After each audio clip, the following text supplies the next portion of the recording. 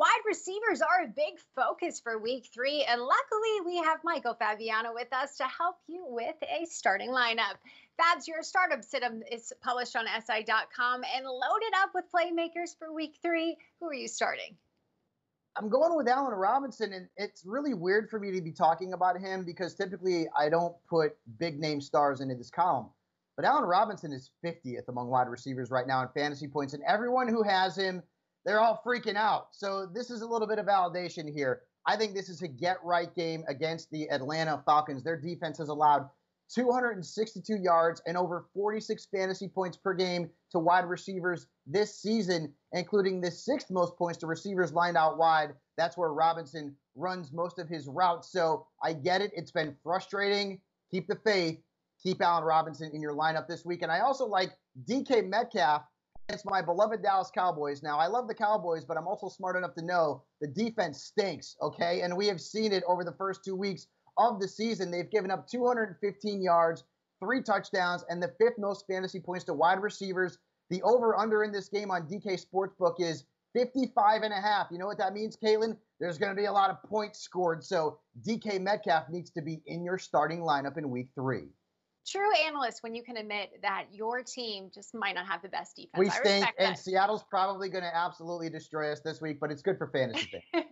I'm sorry, my friend. All right, well, let's talk about who you don't like. You don't like Will Fuller and A.J. Green. Is it the uncertainty around the injuries or the Steelers and Eagles secondary that they're facing week 3? It's a little bit of both, right? I mean, A.J. Green's been a target monster. He's tied for 3rd among wide receivers in targets right now, but he's 59th in fantasy points. He's just not getting the job done. And to me, he's probably no better than a wide receiver 3 or a flex, and a risk-reward one at that, because he's got to face Darius Slay, one of the top cover corners in the National Football League. So if you've got maybe Corey Davis on your roster, maybe you were able to pick up someone off the waiver wire who's got a better matchup, this is a week that A.J. Green should be on your bench. And then Will Fuller, last week, he was a DFS fade for me. He didn't have a point, okay? And he was on and off the field, and then we heard news that there's a hamstring situation. And Will Fuller's not a durable dude at all. I mean, if you know Will Fuller, you know that this guy is always hurt. So not only do you have to worry about his health, but he's going into Pittsburgh with one of the toughest defensive backfields in the National Football League.